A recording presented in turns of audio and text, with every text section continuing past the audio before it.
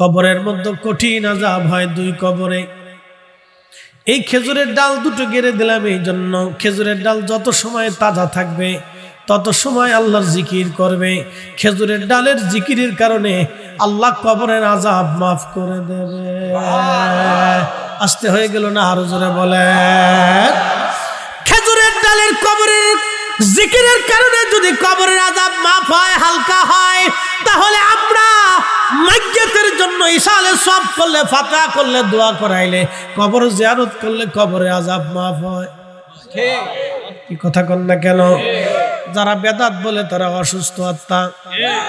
আল্লাহর নবী বলতেন, সাহাবীরা ঋণ মওকুফ করে কবরে নামাও।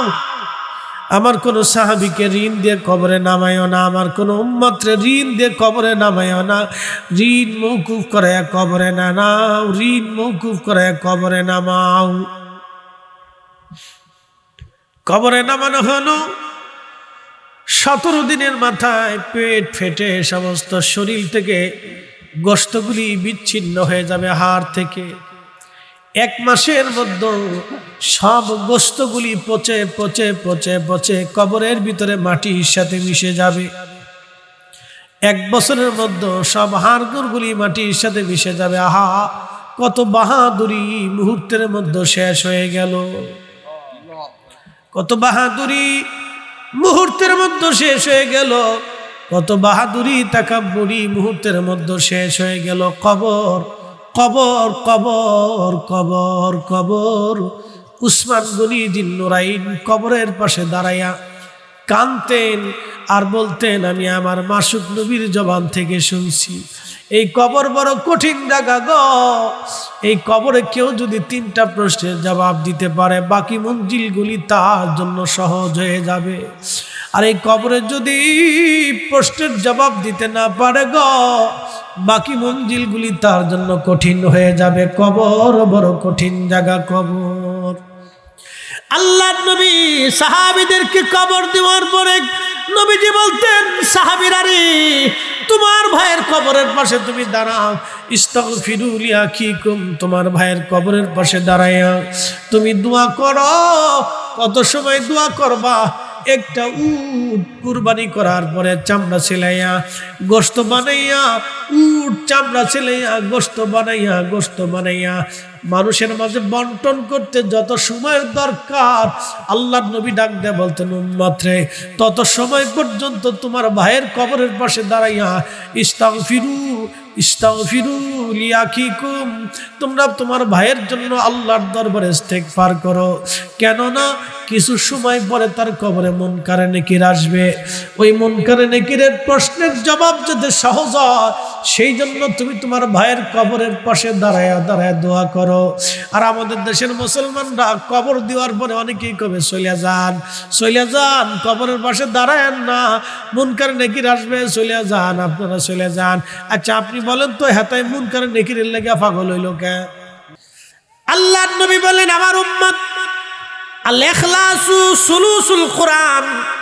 সূরা ইখলাস হলো কোরআনের 3 ভাগ, অর্থাৎ আল ইখলাসু সুলুসুল কোরআন। সূরা ইখলাস হলো 3 ভাগের 1 ভাগ, অর্থাৎ 30 পারা কোরআনের 10 পারা।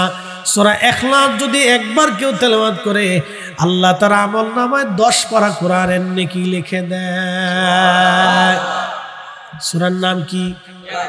ইখলাস। কুল হুয়াল্লাহু আহাদ আল্লাহুস সামাদ লাম ইয়ালিদ ওয়া লাম ইউলাদ ওয়া লাম ইয়াকুল লাহু কুফুয়ান আহাদ। এই পুরা সূরাটা আল্লাহর তাওহীদের সাক্ষী। কুল হুয়াল্লাহু আহাদ, হুজুর আপনি বলে দেন আমি আল্লাহ এক। আল্লাহুস সামাদ, আমি আল্লাহ কারো মুখাফিক কিনা। লাম ইয়ালিদ ওয়া লাম ইউলাদ, আমি জন্ম নেই না, জন্ম দেই না। ওয়া লাম ইয়াকুল লাহু কুফুয়ান আহাদ, আপনি বলে দেন আমি আল্লাহ এক, আমি আল্লাহর কোনো শরীক নাই। একবার জোরে বলবেন কি মারহাবা। আমাদের দেশে সনাতন ধর্মে যারা আছে হিন্দু সম্প্রদায়, তাদের বিশ্বাস হলো বিদ্যার দেবতা আছে, সেই জন্য তারা সরস্বতীর পূজা করে। তারা চিন্তা করে লক্ষ্মীর দেবতা আছে, এই জন্য তারা লক্ষ্মী পূজা করে। তারা চিন্তা করে ওই যে আপনার কি বলে আপনার দুর্গার পূজা করে, তারপরে তারা কালীর পূজা করে, এরপরে গণেশের পূজা করে, এরপরে আপনার ওই লিঙ্গ পূজা করে, শিবের পূজা করে, তারপরে আপনার আরো কত কিছু আছে আমি জানি না। এই অনেক কিছুর পূজা তারা করে। তারা চিন্তা করে এটা আমার ভগবান, এটা আমার ভগবান, এটা আমার দেবতা, এটা আমার দেবতা। তাদের মধ্যে বৃষ্টির দেবতা আছে, পানির দেবতা আছে, আকাশের দেবতা আছে, সূর্যের দেবতা আছে, অন্ধকারের দেবতা আছে, মাছের দেবতা আছে, গাছের দেবতা আছে, ফলের দেবতা আছে, রিজিকের দেবতা আছে, পয়সা কড়ির দেবতা আছে। এইভাবে গুনতে গুনতে ৩৩ কোটি। মুসলমান খুব মনোযোগ দিবেন। বেলাবুবাসী আল্লাহ সূরা ইখলাসের মধ্যে জানাই দিলেন, হাবিব উম্মতকে জানান আমি আল্লাহ এক, আল্লাহুস সামাদ। আমি কারো মুখাফিক কিনা, সব আমি আল্লাহর মুখাফিক। কি একসাথে বলবেন আল্লাহু আকবার। পৃথিবীতে একটা ধর্ম আছে মাজুসি, নাম কি? মাজুসিরা আগুনের পূজা করে। তারা বলে আগুন আমার খোদা, আগুন আমার দেবতা, আগুন আমারে বানাইছে, আগুন আমারে খাবার দেয়, আগুন আমারে নিরাপত্তা দেয়, আগুন আমারে সব কিছু দেয়। আচ্ছা, আপনাদেরকে প্রশ্ন করি, জবাব দিলেন। আল্লাহ কোরআনে বললেন আল্লাহুস সামাদ, আমি কারো মুখাফিক কিনা। আগুন কিন্তু মানুষের মুখাফিক। কি কথা কন না কেন? আগুন জ্বালাইলে, জোরে বলেন, জ্বালাইলে জ্বালানি ছাড়া জ্বলে থাকতে পারে। তার জ্বলে থাকতে হলে জ্বালানি লাগবে। কি লাগবে? জ্বালানি লাগবে। আগুন একা একা জ্বলে না, জ্বালানি ছাড়া জ্বলতে পারেও না। তার মানে আগুন পর মুখাপেক্ষী। কি কথা কন না কেন? আগুন কি মুখাপেক্ষী? পর মুখাপেক্ষী। যে পর মুখাপেক্ষী হয় সে কখনো স্রষ্টা হতে পারে না। অতএব মাজুসি ধর্মে যারা অনুসারী, তারা সারা জীবন আগুনের পূজা করলো, সারা জিন্দেগি বরবাদ হয়ে গেল, কোনো কাজেই লাগলো না। কথা কোন ঠিক কিনা? মৃত্যুর পূর্ব সময়ে বাইজিদ বুস্তামি আগুনের পূজারীর কাছে যে বলতেছে, শামাউন 40 বছর ধরে তুমি আগুনটাকে সেজদা দিলা, খোদা মনে করলা, প্রভু মনে করলা। শামউন, তুমি মৃত্যু সজ্জায়। শামউন, আমি বাইজিদ তোমার প্রতিবেশী, তোমাকে তো দাওয়াত দিতেই হয়। আমি তোমাকে শেষ মুহূর্তে কালেমার দাওয়াত দিলাম। তুমি লা ইলাহা ইল্লাল্লাহ, আল্লাহর একত্ববাদে এবং আমার রাসূল আখিরি নবীতে তুমি মেনে নাও। শামউন ডাক দেখে, বাইজিদ তোমার ইসলাম ধর্ম সত্য, কি করে বুঝবো তোমার ধর্ম সত্য? কি করে বুঝবো আল্লাহ আছে? বলো কি করে বুঝবো আল্লাহ আছে? বাইজিদ বুস্তামি বললেন, শামউন তুমি কি প্রমাণ চাও? বলে হ্যাঁ, অবশ্যই প্রমাণ চাই। আল্লাহ আছে, প্রমাণ কি? বাইজিদ বুস্তামি বললেন, শামউন তাহলে তুমি আগুনের মধ্যে হাত দাও, আমি আগুনের মধ্যে হাত দিব। তুমি যেই মন্দির বানাইয়া আগুন পূজা করতেছো বাইজিদ, তুমি শামউন তুমি আগুনের যেই পূজা করতেছো শামউন, আমি বাইজিদ আগুনের মধ্যে হাত দিব, তুমি আগুনের মধ্যে হাত দিবা। যার হাত আগুনে পোড়াবে আমি বুঝবো তার ধর্ম মিথ্যা। একসাথে বলবেন কি আল্লাহু আকবার। হযরত বাইজিদ বুস্তামি রাহমাতুল্লাহ আলাইহি উনি শামউনকে ডাক দিয়ে বলেন, শামউন রে, আগুনের মধ্যে হাত দিয়ে দাও। শামউন চিন্তা করে, আমি যদি আগুনে হাত দেই তাহলে আগুন তো আমার আর খাতির করবে না। কথা তো সত্য, ভেতরে তো আগুন খাতির। শামউন চিন্তা করে, আমি আগে হাত দিব না, বাইজিদ আগে দিক। বাইজিদ আগে দিলে তো বাইজিদের হাত অবশ্যই পুড়ে যাবে, আর আমি তখনই বলবো বাইজিদ তোমার ধর্ম মিথ্যা। বাইজিদ তুমি আগে হাত দাও, প্রমাণ হয়ে যাক তোমার ধর্ম সত্য না আমারটা ধর্ম সত্য। তুমি আগে হাত দাও, যেহেতু তুমি চ্যালেঞ্জ করছো। আল্লাহর ওলি বাইজিদ বুস্তামি হাত আগুনের মধ্যে বিসমিল্লাহ বলে ঢুকাই দিলেন। আগুন জ্বলে কিন্তু বাইজিদ জ্বলে না। জোরে জোরে জোরে জোরে জোরে জোরে। আবু মুসলিম আল খাওলামি কালেমার দাওয়াতের জন্য ইয়ামান চলে গেলেন। সিদ্দিক আকবরের জমানা আবু মুসলিম আল খাওলামি যখন কালেমার দাওয়াত দিতে ইয়ামান গেলেন, ভণ্ড নবীদের উপদ্রবে খলিফা আবু বকর সেনাবাহিনী পৃথিবীর বিভিন্ন জায়গায় পাঠাইলেন, কিন্তু ইয়ামান পাঠাইতে পারলেন না। অল্প সংখ্যক সাহাবী এবং সামান্য কিছু মুসলমান নিয়ে সেই সময় ছোট্ট বাহিনী ইয়ামান আক্রমণ করার সুযোগ পেল না। আবু মুসলিম আল খাওলামি একা পড়ে গেলেন। ভণ্ড নবীর লোকেরা আবু মুসলিমকে ধরে নিয়ে গেল।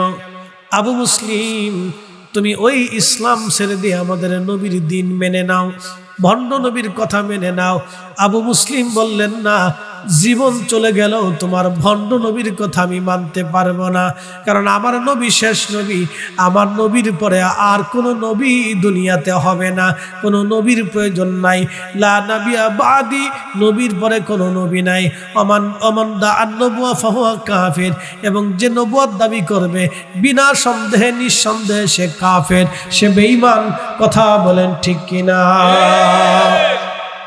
শুনে যান, আজ ইয়ামামার যুদ্ধে ভণ্ড নবীদের বিরুদ্ধে 15,000 সাহাবী যখন ইয়ামামার কাদেসের প্রান্তরে ইয়ামামার যুদ্ধে জিহাদ করতেছিলেন, জিহাদের এক পর্যায়ে মুসাইলামতুল কাজ্জাবের বাহিনীর কাছে মুসলমান হেরে হেরে যাচ্ছিল। তখন খালিদ বিন ওয়ালিদ রাদিয়াল্লাহু তাআলা আনহু হুঙ্কার দিয়ে জিহাদের ময়দানে ঝাঁপিয়ে পড়ে বললেন, আমি খালিদ বিন ওয়ালিদ, আমি মুসলিম, আমি আখিরি নবীর উম্মত, আমি মৃত্যুকে ভয় পাই না, আমি মরণকে ভয় পাই না, শাহাদাতের জন্য জমিনে এসেছি। এই কথা হুঙ্কার মেরে যখন জিহাদের ময়দানে ঝাঁপিয়ে পড়লেন, 15,000 সাহাবী তখন একটা চিৎকার মারতেছিল, ইয়া মুহাম্মাদা, ইয়া মুহাম্মাদা, ইয়া মুহাম্মাদা, ইয়া মুহাম্মাদা, ইয়া মুহাম্মাদা। একবার জোরে বলা যাবে কি ইয়া রাসূলুল্লাহ? তাহলে বলেন, আল্লাহর স্লোগানের পরে আমার রাসূলের স্লোগান আছে না নাই? হ্যাঁ, হাত উঁচু করে বলেন, আসলে নাই? চলবে কি চলবে না? ওরা 1000 বছর চেষ্টা করলো, নারায়ে রিসালাতের স্লোগান আমরা সুন্নিরা বেঁচে থাকতে বন্ধ হবে না। খুব মনোযোগ দিয়ে কথাগুলি শুনবেন। আজ হযরত আবু মুসলিম আল খাওলামি ইয়ামান দেশে, ঠিক তখনই ভণ্ড নবীর লোকেরা তাকে ধরে নিয়ে গেল আগুন জ্বালাইয়া। আবু মুসলিম আল খাওলামির হাত পা গুলি বেঁধে ভণ্ড নবীর উম্মতেরা আবু মুসলিম আল খাওলামিকে আগুনে ফেলে দিল। আগুন জ্বলে, আবু মুসলিম খাওলামি জ্বলে না। সুবহানাল্লাহ! আবু মুসলিম কেমনে বাইসে রইল? আগুনও যার, অক্সিজেনও তার, আবু মুসলিমও তার। আবু মুসলিম নবীর পক্ষে, ভণ্ডরা নবীর বিরুদ্ধে চ্যালেঞ্জ দিলেন। আবু মুসলিম, আগুন জ্বলে, আবু মুসলিম খাওলামি জ্বলেও না, অক্সিজেন বন্ধ হয় না। তিনি আমার সেই রব, আমার আল্লাহ বলে দিলেন, হুজুর উম্মতকে জানায় দেন, উম্মতকে জানায় দেন, ইন্নাল্লাযীনা আমানু ওয়া আমিলুস সালিহাতি উলাইকা হুম খায়রুল বারিয়া। ইমানে আমলে, ইমানে আমলে, ইমানে আমলে যারা পাকা পাকা হবে, আল্লাহ বললেন তারা জগৎ সমূহের মধ্যে তারা সেরা, তারা সেরা, তারা শ্রেষ্ঠ, তারা শ্রেষ্ঠ, তারা মহান, তারা মহান। একবার অলিরাই মহান, অলিরাই শ্রেষ্ঠ। আপনি যতই চিল্লা ফাল্লা করেন, খাজা বাবা আজমিরির শান কমানো সম্ভব হবে না, আবু মুসলিম আল খাওলামির ইজ্জত কমানো সম্ভব হবে না, শাহজালাল ইয়ামানি মুজাররিদের ইজ্জত সম্মান কখনো কমবে না। এই কথা বলেন ঠিক কিনা? বন্ধু আমার, খুব মনোযোগ দিবেন। আবু মুসলিম আল খাওলামি উঠে আসলেন আগুনের ভিতর থেকে। বহু ইয়ামানবাসীর ভুল ভেঙে গেল, তারা দোহরায়ে কালেমা পড়ে শুধরায় নিল। সারা পৃথিবীতে সংবাদ ছড়ায় গেল, মদিনায় সংবাদ আসলো, হযরত ওমর রাদিয়াল্লাহু আনহু ইয়ামানের পথের সামনে দাঁড়ায় থাকে, কখন কোন দিন আবু মুসলিম আসবে, এই উম্মতের ইব্রাহিমকে আমি অভিবাদন জানাবো, এই উম্মতের ইব্রাহিমকে আমি সম্বোধন জানাবো, এই উম্মতের ইব্রাহিমের সাথে আমি মোলাকাত করব। হযরত ইব্রাহিমের মা বলে, ইব্রাহিম আমি তোমার কাছে আসতে চাই, তোমার রবকে বলো তোমার জন্য আগুন যেমন ঠান্ডা হয়েছে আমার জন্য আগুন যেন ঠান্ডা হয়। ইমাম ইবনে কাসির আল বেদার মধ্যে লেখেন, আল্লাহ কি ইব্রাহিম ডাক দিয়ে বলেন, রাব্বি আমার মা আসতে চায়। আল্লাহ অনুমতি দিলেন। ইব্রাহিমের মা খাবার দাবার নিয়ে হযরত ইব্রাহিম আলাইহিস সালামকে আগুনের কুণ্ডলির মধ্যে বসে বসে মা সন্তানকে আদর করে খাবার খাওয়ায় চলে আসলো। একবার জোরে জোরে বলা যাবে কে মারহাবা। আবু মুসলিম আল খাওলামি সুদূর ইয়ামান থেকে রওনা করলেন মদিনার পানে। হযরত ওমর দাঁড়ায় থাকে, কখন আসবে আসবে আসবে, অপেক্ষা করতে করতে করতে করতে একদিন দেখে আবু মুসলিম আল খাওলামি আসে, হযরত ওমর দাঁড়ানো, আহলান সালাম দেওয়ার জন্য হযরত ওমর কাছে আসার পরে বুকের মধ্যে জড়িয়ে ধরে আদর করলেন, চুমা খাইলেন আর বললেন, আবু মুসলিম তুমি এই উম্মতের ইব্রাহিম। ইব্রাহিম একবার জোরে বলা যাবে কে মারহাবা। বলেন আল্লাহ আছে না নাই? আমাদের নবী হক না বেহক? এ মুসলমান, শামুন বাইজিদ বুস্তামি আগুনের মধ্যে হাত দিয়ে বসা, আগুন জ্বলে, বাইজিদ বুস্তামি জ্বলে না। দীর্ঘ সময় পরে অলিকুল শিরোমণি বাইজিদ বুস্তামি রহিমাহুল্লাহ হাত বের করে নিয়ে আসলেন। শামুন দেখো তুমি এবার আগুনের মধ্যে হাত দাও। শামুন বললেন, বাইজিদ এত বছর ধরে আগুনের সামনে সেজদায় পড়ে থাকি, একটা বারের জন্য আগুন আমাকে খাতির করবে না, তুমি এমন কি করলা বাইজিদ, আগুন তোমারে পোড়ানোর সাহস করলো না? বাইজিদ ডাক ডাকে, শামুন তুমি আগুনের সেজদা দিছ, আর আমি আমার মা আগুনের মালিক রে সেজদা দিয়ে খুশি করছি। তুমি যদি আগুনকে খুশি রাজি করতে চাও, বাধ্য করতে চাও শামুন, তাহলে আগুনের পূজারি না হইয়া আমার মালিক আমার আল্লাহকে মেনে সেজদা দাও। জায়গা মতো মানলে কাজ হবে, আজারা বাজারা মাইনে কোনো লাভ হবে না। এই জন্য আমরা সুন্নিরাও জানি নবী মানলে আল্লাহ মানা হয়। কথা কন না কেন? নবী মানলে আল্লাহ।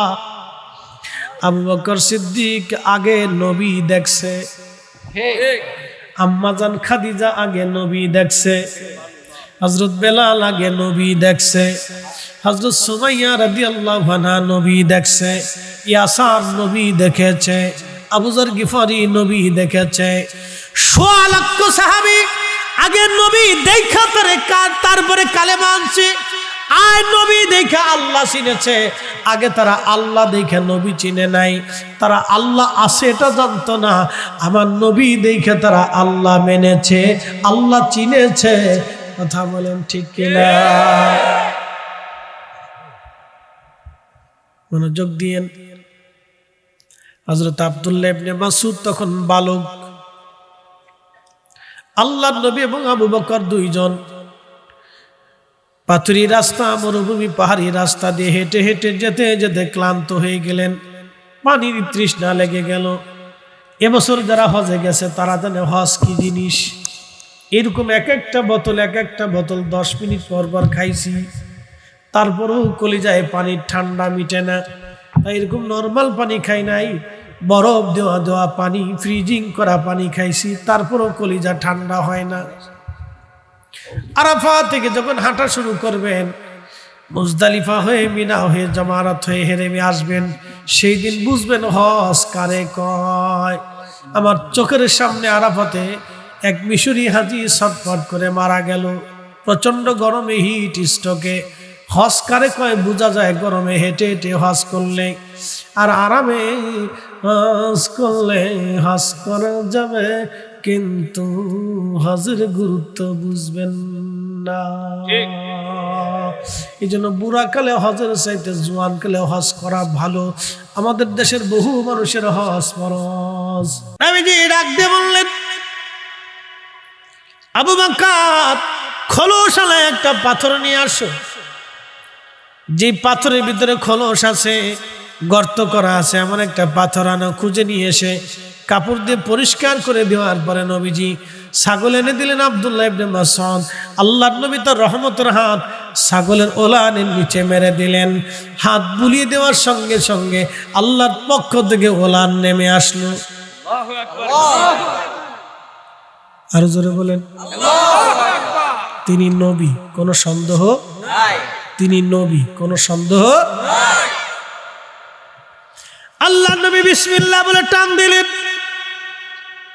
দুধ নেমে এসে পুরা পাথরের খোলসে দুধ ভরে গেল। প্রিয় নবী নিজে পান করলেন। আবু বকরকে বলেন, তুমি পান করো। আবু বকর দুধ পান করলেন। আব্দুল্লাহ ইবনে মাসউদকে দিয়ে বললেন, আব্দুল্লাহ এবার তোমার পালা, তুমি দুধ পান করো। আব্দুল্লাহ বলেন, আবু পেট ভরে দুধ পান করলাম। লক্ষ্য করে দেখি আমার নবীজি আবার ওলানের নিচে হাত মেরে দিলেন। ওলানটা আবার আগের জায়গা মতো একবারে মিশে গেল। এর মনে হচ্ছে কোনো দুধই তার হয় নাই, কখনো তার বাচ্চা হয় নাই, কোনো দুধই তার হয় নাই, কোনো ওলানই তার নাই। তিনি নবী, নবী, নবী। এটা নবীদের মুজিজা। এটা দেখাইয়া বহু মানুষকে তিনি আল্লাহর পথে ডেকেছেন। কথা বলেন ঠিক কিনা?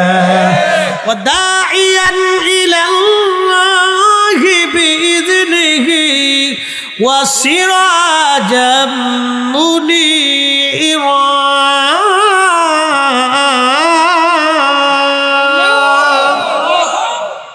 সূরার নাম কি? ইখলাস। সূরার নাম কি? ইখলাস। কয়বার পড়লে এক খতম? 3 বার। জোরে বলেন, জোরে বলেন, কয়বার? 3 বার সূরা ইখলাস পড়লে এক খতম। এখানে আমরা 1000 মানুষ, মনে আছেন আপনাদের ওয়াজ?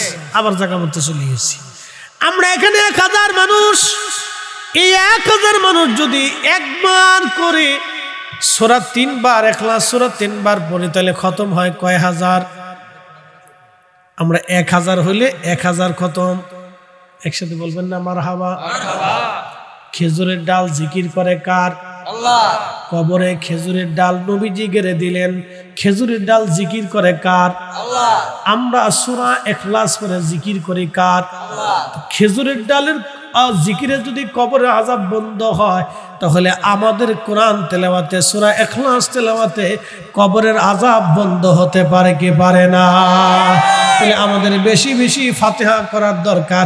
বেশি বেশি করে মৃতদের জন্য দোয়া ইস্তেগফার করে বাড়িতে কোরআন খতম দিয়ে মিলাদ মাহফিল করা দরকার। ওরা বেদাত বেদাত করে চিল্লায় চিল্লায় গলা শুকাইতে থাকুক, আমরা সুন্নিরা করতে থাকবো, করতে থাকবো। কথা কন না কেন? উপস্থিতি হাজিরিন,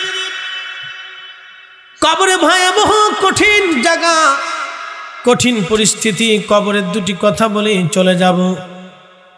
অবশ্যই তো আমরা কবরে চলে যাব একদিন। কবরে যেতেই হবে একদিন। কবর থেকে সারা পাওয়ার আর কোনো রাস্তা আমাদের নাই। বেলাববাসী, আমাদের আগে বহু মানুষ কবরে চলে গেল। মানুষ যখন মারা যায় 24 ঘন্টা পরে পায়খানা রাস্তা দিয়ে তার শরীর থেকে পোকা বের হয়। মানুষ, এই দেহ নিয়ে, স্বাস্থ্য নিয়ে আমাদের কোনো অহংকার নাই রে বাবাজি। মনে রাখবেন, সারা জীবন কত খাবার আমরা খাইছি দেহ তাজা করার জন্য, কিন্তু রুহু তাজা করার জন্য আমরা জিকিরও করলাম না, দুরুদও পড়লাম না, নামাজও পড়লাম না, রোজাও রাখলাম না, তাহাজ্জুদও পড়লাম না, আল্লাহর ইবাদতও করলাম না। আমরা রুহু তাজা করি নাই, খালি দেহ তাজা করছি, দেহ তাজা করছি, দেহ তাজা করছি। এই জন্য অলিরা দেহ মারিয়া রুহু তাজা করত, অলিরা দেহ মেরে রুহু তাজা করত। কবরের দেশে বড় কঠিন জায়গা। আল্লাহ আল্লাহ আল্লাহ। দেহর ভিতর থেকে পচা দুর্গন্ধ বের হতে থাকবে মাত্র 24 ঘন্টায়। ছেলে বলেন, মেয়ে বলেন, আত্মীয় স্বজন বলেন কেউ আপন হবে না সেই দিন। সবাই শুধু বলবে তাড়াতাড়ি কবরে পাঠাও, তাড়াতাড়ি কবরে পাঠাও। আপনাকে যে চাদর দিয়ে, বিছানার চাদর দিয়ে ঢেকে রাখা হবে, আপনার সন্তানরা ওই বিছানার চাদর আর কোনো দিন বিছানায় পাতবে না, ভয় পাবে। বাবার মৃতদেহ এই চাদরের মধ্যে ছিল, এটা বিছানায় লাগানো যাবে না, এটা ঘরের এক কোণার ভিতরে রেখে দিবে, না হয় ফেলে দিবে। কবরে নামানোর পরে সেই দিন বড় একা আপনি। প্রিয় নবীজি কবরে নামানোর আগে সাহাবীদের ব্যাপারে নবীজি বলতেন, দেখো সে কোনো ঋণ আছে কিনা, যদি দুনিয়াতে ঋণ থাকে কি পরিমাণ আছে। হুজুর ইয়া রাসূলুল্লাহ এই পরিমাণ ঋণ আছে। কে কে ঋণ পায়, অমুক অমুক পায়, ডাকো তাদেরকে। নবী বলতেন তোমরা কি ক্ষমা করছো? কেউ করতো, কেউ করতো না। ধনী ধনী সাহাবীদেরকে ডেকে বলতেন, সাহাবীরা তোমরা কিছু কিছু দিয়ে তোমার ভাইয়ের ঋণ পরিশোধ করে তারপরে কবরে পাঠাও। কবর বড় কঠিন, একদিন কবর থেকে আল্লাহ উঠাবে। ওয়া ইদাল কুবুরু বুসিরাত, কবরগুলি যখন উদ্দোলিত হবে, কবর থেকে মানুষ উঠে হাসরের ময়দানের দিকে ধাবিত হতে থাকবে, দৌড়াইতে থাকবে। হাসরের মাঠের দিকে মানুষ দৌড়াইতে থাকবে। হাসরের মাঠের দিকে মানুষ দৌড়াইতে থাকবে। সেই দিন কত বড় হবে, সূর্যটা মাথা বরাবর আসবে 1.5 থেকে 2 কিলোমিটার মাত্র উপরে।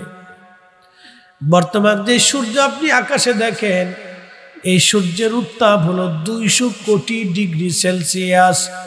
200 কোটি ডিগ্রি সেলসিয়াস, মাত্র 13,000 ডিগ্রি সেলসিয়াস তাপমাত্রা। একটা লোহা গলে পানির মতো নরম হয়, একটা লোহা গলে পানির মতো নরম হয় 12 থেকে 13,000 ডিগ্রি সেলসিয়াস তাপমাত্রায়।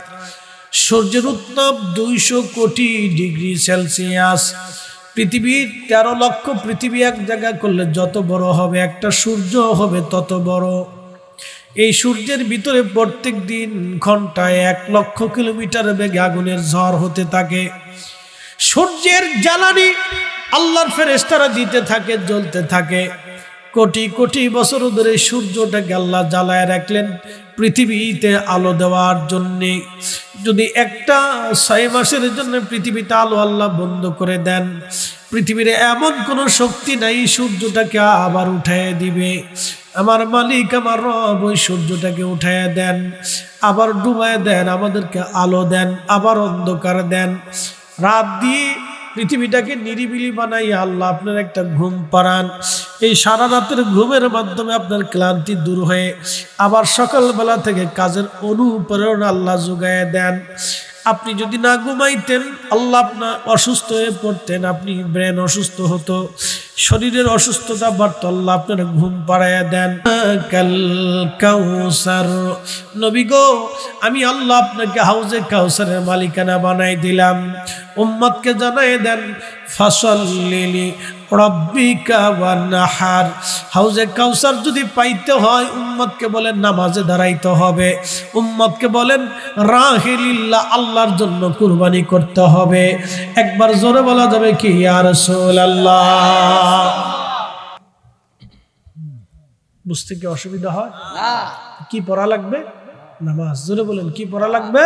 নামাজ। ওই দিন হাউজে কাউসারের পানি পাইতে হলে কি করতে হবে? নামাজে দাঁড়াইতে হবে, নামাজে নামাজে নামাজে দাঁড়াইতে হবে।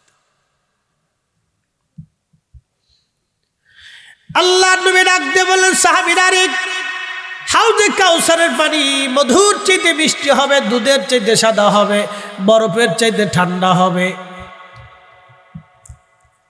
আমি একদিন খুব চিন্তা করলাম, আল্লাহ বরফের চাইতে নবী ঠান্ডা বললেন কেন? আল্লাহ ওই দিন ঠান্ডা পানি খাওয়ানোর কি দরকার? এবছর হজে যায় বুঝছি ঠান্ডা পানি কেন দরকার। হজে যায় বুঝছি, বলে কারণ কি? প্রচন্ড গরম। আল্লাহ বিশ্বাস করে আমরা আগের দিন সন্ধ্যাবেলা রওনা দিছি আরাফা থেকে মুজদালিফায় হেঁটে হেঁটে হেঁটে হেঁটে আসতেছি, তখন রাত। বাপরে বাপ, সেই রাতেও একটার পর একটা পানি। আচ্ছা, মুজদালিফায় আসলাম, রাত্রি কিছু সময় যাপন করলাম, এখানে এশা এবং মাগরিব একসাথে আদায় করলাম।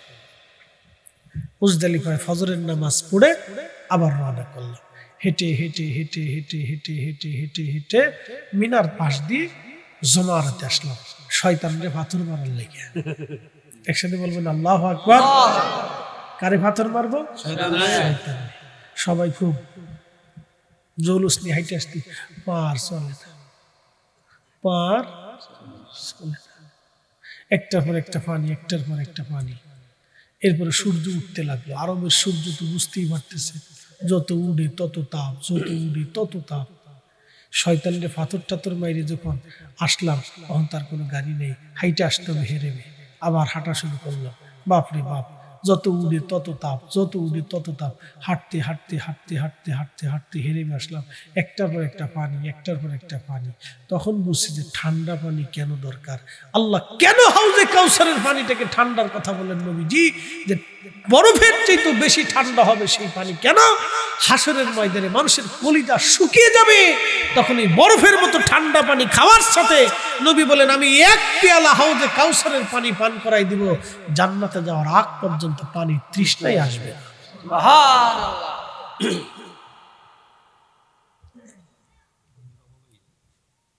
হাসরের ময়দানে পানি তৃষ্ণায়, সূর্যের উত্তাপে, প্রচন্ড গরমে, দুর্বিষহ জীবনে 2 আর 1 দিন হবে না। সেই দিনের দিনটা কত বড় হবে তাও আল্লাহ কোরআনে বলে দিলেন। তারুজুল মালাইকাতু ওয়ার রূহু ইলাইহি ফি ইয়াউমিন কানা মিকদারুহু 50 আলফ সানা। দুনিয়ার 1 সেকেন্ড করে 60 সেকেন্ড 1 মিনিট, 1 মিনিট করে 60 মিনিট 1 ঘন্টা, 1 ঘন্টা করে আপনার 24 ঘন্টায় দিন ও রাত, 24 ঘন্টায় দিন ও রাতের 365 দিনে 1 বছর, 1 বছর করে 50,000 বছর পার হইলে 50,000 50,000 50,000 বছর পার হইলে যত বড় হাসরের একটা দিন হবে তত বড়, একটা দিন হবে তত বড়, একটা দিন হবে তত বড়। উপায় নাই রে, উপায় নাই রে, উপায় নাই, উপায় নাই রে, উপায় নাই রে, উপায় নাই। দয়াল নবীর চরণ ভিনে উপায় নাই, দয়াল নবীর কদম ভিনে উপায় নাই। কথা বলেন ঠিক কিনা? সেই দিন বড় কঠিন, নবীজির চরণ মোবারক ছাড়া আর উপায় হবে না। আল্লাহ নবী বলে দিলেন উম্মত কিয়ামতের ময়দানে তোমরা কি আমার কাছাকাছি কি তোমরা থাকবা? সাহাবীরা বলেন বালা ইয়া রাসূলুল্লাহ, আমরা কিয়ামতে আপনার কাছাকাছি থাকতে চাই। নবী বললেন যদি কাছাকাছি থাকতে চাও তাহলে বেশি পরিমাণে আমার জন্য দুরূদ পাঠাও, দুরূদ পাঠাও, দুরূদ পাঠাও, দুরূদ পাঠাও। একসাথে বলেন আল্লাহু আকবার। কি পাঠাও? কি পাঠাও? তাহলে ঘরে ঘরে মিলাদ শরীফের ইন্তজাম করার দরকার। কথা ঠিক কিনা? ঘরে ঘরে নবীর মিলাদের দরকার, কারণ ঘরে ঘরে মিলাদ চালু থাকলে নবীর দুরূদ চালু থাকবে। কথা বল না, ঠিক কিনা? নবীর দুরূদ সালাম চালু রাখতে হলে ঘরে ঘরে মিলাদ চালু রাখতে হবে। যারা বেদাত বেদাত করে চিৎকার করে ও চিৎকার পরে পরে গলা শুকাই ফেলার সাথে আমরা দেখার টাইম নাই। আমরা সুন্নিরা যতদিন বেঁচে থাকবো নবীর দুরূদ সালামকে জমিনে চালু রাখার জন্য ঘরে ঘরে নবীর মিলাদ দিব। কথা বলেন ঠিক না বেটে? এই হাত উঁচু করে বলেন রাজি আছি না নাই? তাকবীর, আল্লাহু আকবার, নারে রিসালাত, ইয়া রাসূলুল্লাহ, আহলে সুন্নাত ওয়াল জামাত জিন্দাবাদ, জিন্দাবাদ, হযরত মাওলানা ফরিদী সাহেব জিন্দাবাদ, জিন্দাবাদ। এসেছেন যত নবী সকলের ইমাম, সালাম নবী তোমায় হাজারো সালাম। আমাদের বৃষ্টি দেয় কে? আল্লাহ। পানি দেয় কে? আল্লাহ। শীত দিল কে? গ্রীষ্ম দেবে কে? ফল দেয় কে? খাবার দেয় কে? বিদ্যা দেয় কে? টাকা পয়সা দেয় কে? অসুখ দেয় কে? সুস্থ বানায় কে? সব সব আরো জোরে বলে, আরো জোরে। কখনো তোমাকে যদি ভুলি, হেদায়েতের আলো জেলে নিয় কাছে তুলি, ঠাই দিও প্রিয়তম, ঠাই দিও প্রিয়তম অগমহিয়ান। তুমি রহমান, তুমি মেহেরবান। অন্ধ গাহে না শুধু তোমারি গুণগান, অন্ধ গাহে না শুধু তোমারি গুণগান। বুঝেও বুঝে না তবু শান, তুমি রহমান, তুমি মেহেরবান।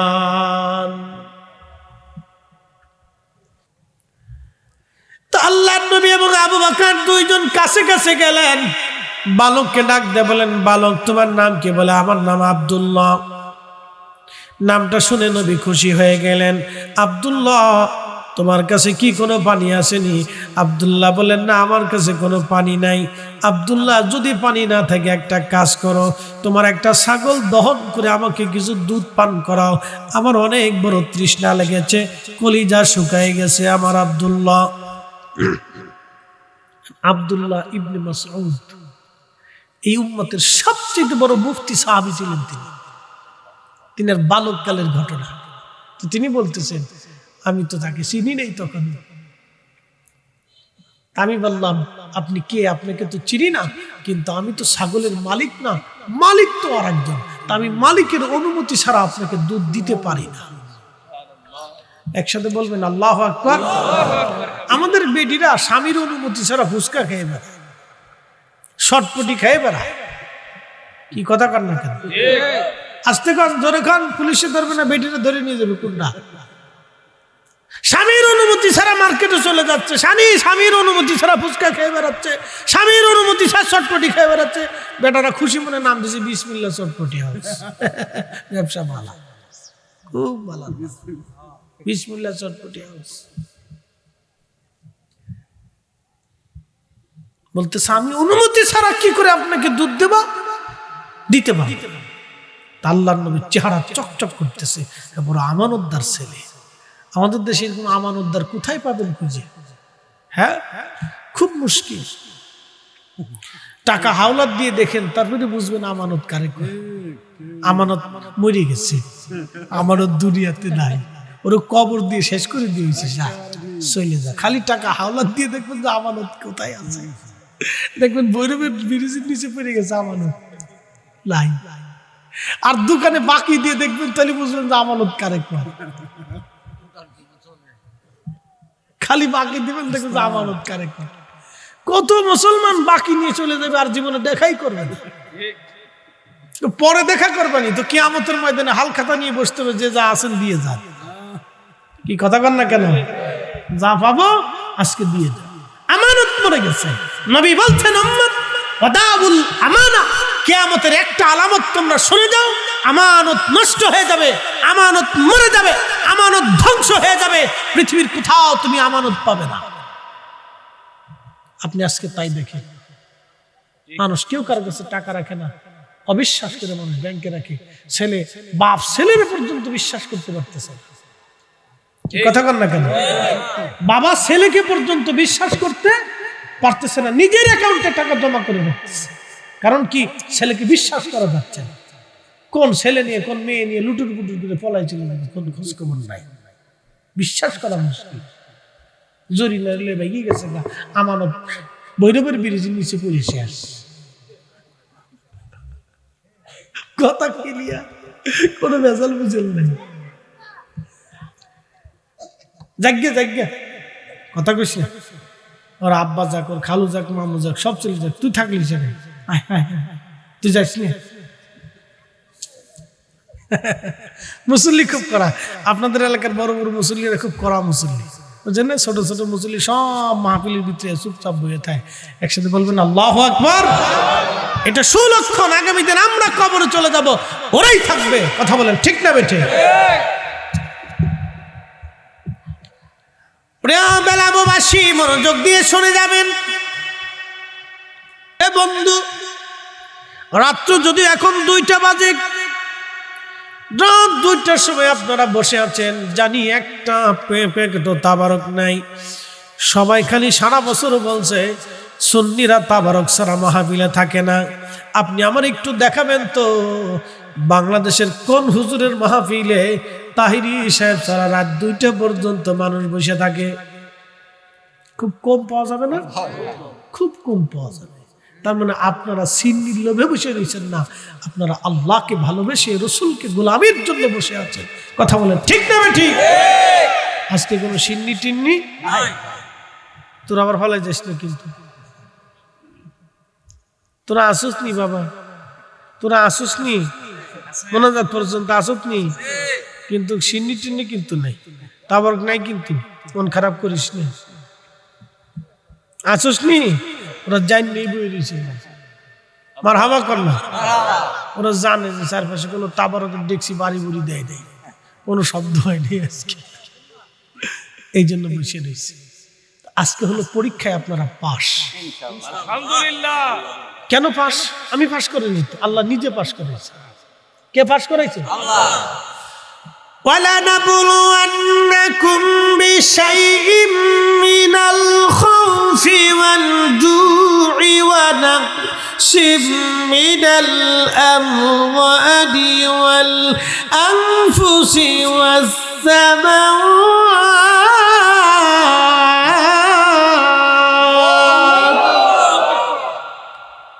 রাত 2টার সময় ওয়াজ করতেছি, মনে হচ্ছে বাদেশা ওয়াজ করতেছি।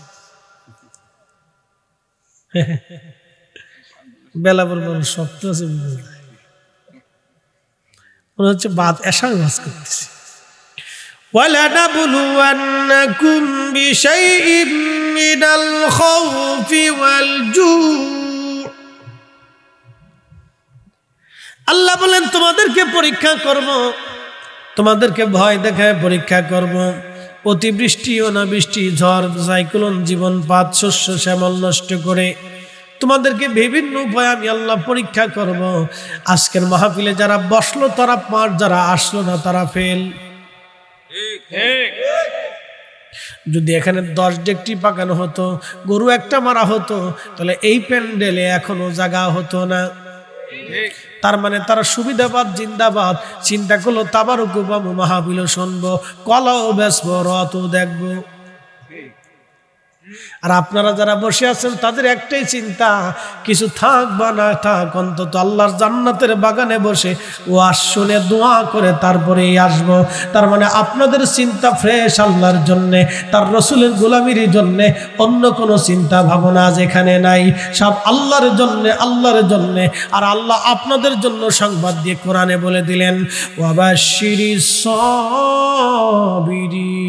সাবিরিন। আপনারা পরীক্ষায় পাস, পরীক্ষায় পাস। একবার জোরে বলা যাবে কে মারহাবা। সবরকারীদের জন্য আল্লাহর পক্ষ থেকে সুসংবাদ। কিসের? ক্ষমা এবং জান্নাতের। ক্ষমা এবং জান্নাতের সুসংবাদ। আমরা চলে যাব কার কাছে? একসাথে বলেন, কার কাছে? এখানে 100 বছর বয়সী কেউ বেঁচে আছে? এখন 100 বছর বয়সী কেউ আছে? নাই। এর অর্থ হলো 100 বছর আগে যারা এই অঞ্চলে ছিল আজকে সবাই মাটির নিচে। 100 বছর পরে আমরা এখানে যারা বসে আছি সবাই কোন জায়গা? মাটির নিচে। এটা চিরসত্য, ইউনিভার্সাল ট্রুথ, ইউনিভার্সাল ট্রুথ, চিরন্তন সত্য। এটা ঠিক এটাই হবে, মাটির নিচে। নবীজি বললেন, সাহাবীরা রে, কবরের ভিতরে কঠিন আযাব হচ্ছে 2টা কারণে। একটা চগলখড়ি করার জন্য। চগলখড়ি বুঝছেন নি? একজনের দোষ আর একজনের কাছে বইলে বইলে ভেজাল বাড়ায়। আছে না এরকম কিছু মানুষ? আহা, অসুস্থ আত্মা। যারা বলেন কি আত্মা? অসুস্থ আত্মা। দেখবেন চার দোকানে বসলে হেতা বলো না, হেতার মেয়ে এমনি চলে, হেতার বউ এমনি চলে, হেতার মা এমনি চলে, হেতায় নিজে এমনি চলে, হেতায় এটা করে, হেতায় সেটা করে, সব ভালো খালি নিজে। আসেন এরকম কিছু লোক? একবার বিরাট বড় বুজুর্গ আলাইহিস সালাতু ওয়াস সালাম, শয়তানের খালাতো ভাই। কি কথা কন না কেন? শয়তানের খালাতো ভাই, সব দোষ সার মানসিক, সব খালি উনি ভালো। বসে বসে সার দোকানে খালি হেতা বলো না, হেতার বউ আপনি যায়। আরে বেটা, অন্য বেটার বউর প্রতি তোমার নজর যায় কেন? কি কথা কন না কেন? আমি একদিন ওয়াজ করতে গেছি গোপালগঞ্জ। কোন গঞ্জ? গোপালগঞ্জ। শেখ হাসিনার বাড়ি থানার জন্য ভুলে গেছি, টঙ্গিপাড়া গেছি মাহফিল করার জন্য। বিশ্বাস করেন আমি ওয়াজ করতেছি বেশ অনেক আগে, আমি কামিল তখন ফারিক হয়েছি। তুই এলাকা তো গাইরে সুন্নি বেশি, তা আমরা কিছু পীর ভাইরা মাহফিলের ইন্তজাম করছে, বিরাট আয়োজন, এরকম লোকজন বেড়াই, মহিলা পুরুষ দিয়ে 1000 খানিক লোক হবে। তো পুরুষ মানুষরা বসে বসে ওয়াজ শুনতেছে, আর মহিলারা ভিতরের বাইরে বসে, বাড়িতে বসে বসে ওয়াজ শুনতেছে। প্রজেক্ট তখন কিছু নাই, এত আমদানি সামদানি ক্যামেরা ট্যামেরা কিছু হয়েছে না। তখন তো আমি ওয়াজ করি। তো ওয়াজ করতেছি এক ভদ্রলোক, এক আলেম, আল্লাহ মাফ করুক, সে ভাইটা দাঁড়ায় বললো, হুজুর একটা কথা বলে। কি কথা বলে? তো বলতেছে পর্দা করা কি? তা আমি বললাম আপনি আলেম জানেন না, পর্দা করা তো ফরজ।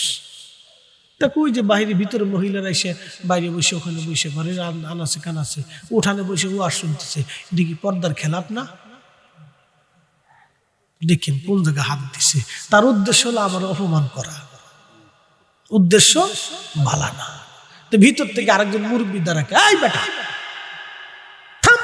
মৌলবী বিরাট বড় হয়েছে, তোমার মায়ের দুধ বেচতে পারেছে, হ্যাঁ তা কমলা গেছে না ইজ্জত। আরেকজনের দ্বারা খাই বেটা থাম, আমরা এতগুলি পুরুষ এইখানে বসে রয়েছি, আমরা নজর বেডিকার দিকে যাই না, তুমি হুজুর মানুষ এই বেডিকার দিকে নজর গেল কে? কি কথা কন না কে? হইছে না? আর একটু আরো পার্সেন্ট পেয়ে গেছে, আর আমার আর কথা করার দরকার আছে? আমি চুপচাপ বয়ে গেছি। তো কার বউ কেমনে যায়, কার মেয়ে কেমনে যায়, হেতা চার দোকানে বইয়ে বইয়ে ফেসাল পারে, তার মানে তার চোখ ভালো না, হেতে নিজেই খারাপ, শয়তানের খালাতো ভাই। কথা কন না কেন? ঠিক কিনা? অসুস্থ। ধরে বলেন কি? অসুস্থ। সার্টিফিকেট দিয়ে দিলাম অসুস্থ। প্রিয় উপস্থিতি, মনোযোগ দিবেন। চগলখড়ির কারণে কবরের মধ্যে কঠিন আযাব হবে। আরেকটা আযাব হবে কবরের মধ্যে পেশাব করার পরে ঢিলা কুলুপ ব্যবহার না করলে। পায়খানা পেশাব করার পরে যারা ঢিলা কুলুপ করে না এবং পর্দা করে না, দেখবেন অনেকে আছে সেন্ডা খুলে সেলা মেশিন স্টার্ট করে দেয়। এই বলাবান তোরা আসিস না, তোরা কিন্তু এই কোম্পানির 1 নম্বর সদস্য, খালি দাঁড়ায় দাঁড়ায় ঘুরায় মুতোস। একজন ঘুমায় পড়ছে, বাজে, আর কত জায়গায় থাকবি? কিন্তু এই দাঁড়ায় মতন না ফাটি, হেতারা করে কি সেন্টারে খুলে ঘুরায় ফাল্লা দিয়ে মুতে, কে কদ্দুর মুততে? আরে আসিস না বাবা, তোকে আমি কিন্তু বালা করে চিনি, তোকার দলে আমরাও একসময় ছিলাম, এখন তো না বুজুর্গ হয়েছি। এটা হলো ছোটকালের দুষ্টু। আমি একবার এক নাতি, আল্লাহ ওরা আলেম বানাইছে, হাফেজ হয়েছে, মাওলানা পাস করছে। তা আমার এই চাস্তো ভাইয়ের হলো মেয়ের হলো ছেলে। তা আমার এই ফুফু বলতেছে, তুমি মাদ্রাসায় যাইতেছো, তা তোমার ফুফা আসো ওখানে, তোরে নিয়ে যাও। তা আমি মাদ্রাসা দাখিলে পড়ি, তখন ক্লাস 8-এ না 9-এ পড়ি। তোরে ধরে নিয়ে গেলাম, চলো নাতি, নাতি দুইজনে হাঁটতে হাফ প্যান্ট পরে। তখন মাদ্রাসা নিয়ে গেছে, আগে তো যে মাটি দিয়ে ডিলা বানাইতো না, অন্ত কত টিস্যু হয়েছে, কত আরাম। আর আগে মাটি, বাপরে বাপ, মাটি দিয়ে ডিলা কুলুপ করতাম। তা আমি চিন্তা করলাম যে আমি তো কুলুপ করবো, তো নাতির একটু শিখিয়ে দিই। তা আমি একটা কুলুক লেছি, নাতির একটা দিয়ে বললাম নাতি কুলুক করা লাগবে, তা আচ্ছা করবো। তা আমি একটা কুলুক নিয়ে এই পেশাব করে একটু হাঁটাহাঁটি করতেছি, তখন দেখি নাতি সেন্ডা কইলে শ্যালো মেশিন স্টার্ট করছে। তা আমি দেখি দাঁড়ায় দাঁড়ায় সে মারতেছে, তো চিন্তা করলাম এখন যদি ধমক দিই তো পেশাব বন্ধ হয়ে যাবে, গা বিপদ না, ও তার দরকার নেই। চিন্তা করলাম ছাড়তেছে সেই দিক। তো যাই হোক, তো কিছুক্ষণ পরে দেখি নাতি বা মাত্রে এমনি আগায় ধরে রাখছে। কি ব্যাপার, পেশাব করে বলো তা হাত সামনে কে? আমি একটু ফাঁসিতে হুঁসি দিয়ে দেখি যে কুলুকটারে পেশাবের আগে এমনি সামনে ধরে রাখছে। না না করো কি? না না কুলুক করতেছি, কুলুক। না না কুলুক করি, কুলুক। আমাকে আরো ইজ্জত পাইয়ে ফেলেছে কুলুক। কুলুক করা রাসূল কারীমের এত বড় সুন্নাহ, ফরজ না, কিন্তু আপনি যদি না করেন কবরের ভিতরে সবচেয়ে কঠিন আযাব হবে। এই কারণে কুলুক করা যাবে নি? বলেন না, কুলুক করা যাবে? পেশাব করার পরে এই টিস্যু মেশু 2-4টা পকেটে রেখে দেবেন। পেশাব করার পরে কুলুক করবেন, পবিত্র থাকবেন, পাক থাকবেন। আল্লাহ কি পাক, জোরে বলেন আল্লাহ কি পাক। নবী কি পাক। আল্লাহ কি পাক, নবী কি পাক। আল্লাহ এবং তার রাসূল পাক ছাড়া কবুল করে না। মনে রাখেন, পাক ছাড়া তাদের কাছে কোনোটা মঞ্জুর হবে না। পাক থাকতে হবে, পবিত্র থাকতে হবে সবসময়।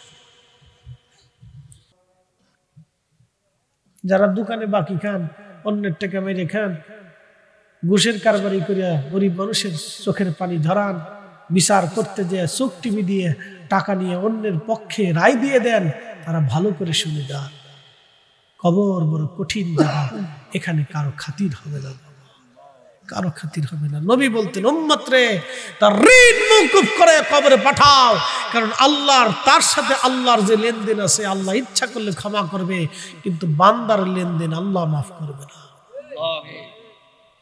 এই জন্য আমাদের দেশে যারা অর্থ চুরি করে, গরিবের ঠক নষ্ট করে, যারা কোটি কোটি টাকার মালিক হয়ে আজকে ওই বেগম পাড়া, ওই সুইজারল্যান্ডের সুইস ব্যাংকে, বিদেশের বিভিন্ন জায়গায় টাকা পাচার করে দিয়ে ভাবতেছে আমরা বুঝি অনেক বড় সুখে থাকবো, না, কবর আগামী দিন অপেক্ষা করতেছে।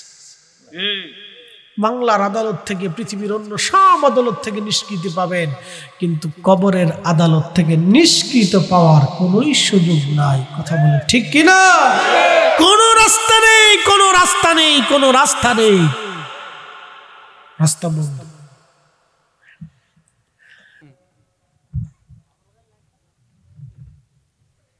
মুনকার নেকির লেগে হেতা পাগল হয়েছে কে? আল্লাহর নবী বললেন তোমার ভাইয়ের কবরের পাশে দাঁড়াও, মুনকার নেকির আসবে, প্রশ্ন করবে, যাতে সওয়াল জবাব সহজ হয়ে যায়। সেই জন্য দোয়া করো, ইস্তিগফার করতে থাকো। একসাথে বলা যাবে না আল্লাহু আকবার। জিন্দেগি তোর যাইরে ফাঁকি দিয়া রে সোনার আদম, জিন্দেগি তোর যাই ফাঁকি দিয়া। ও আদম রে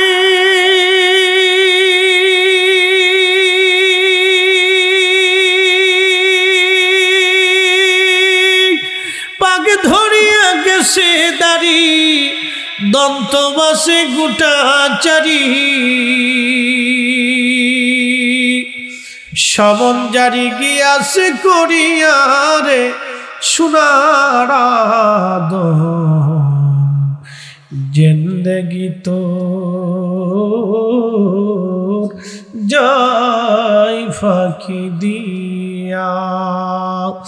জিন্দেগি তোর যাই রে ফাঁকি দিয়া রে সোনার আদম, জিন্দেগি তোর যাই ফাঁকি দিয়া।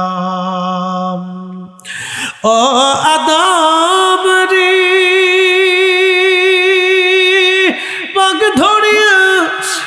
মাইনের ওই কোলেতে কাল ঘুমেতে রইলি তুই, সারা নিশি কাটাইলি তুই ঘুমাইয়া ঘুমাইয়া রে সোনার আদম,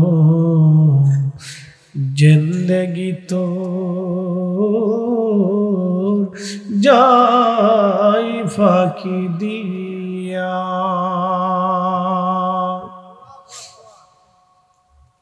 সময় একেবারে শেষ, আর লম্বা কথা বাড়াবো না।